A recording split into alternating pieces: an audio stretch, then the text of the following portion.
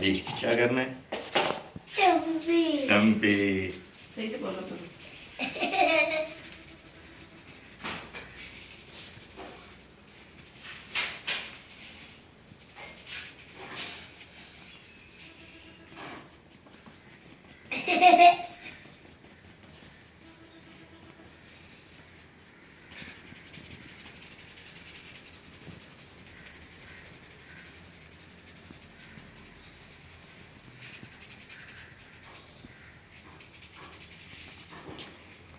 मालिश हो रही है अब्दुलरहमान?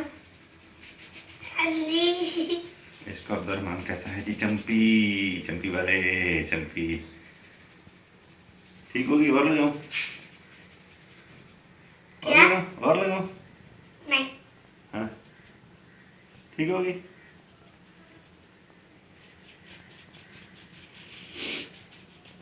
मैं तो रगड़ूंगा अच्छी तरह टिंडे को।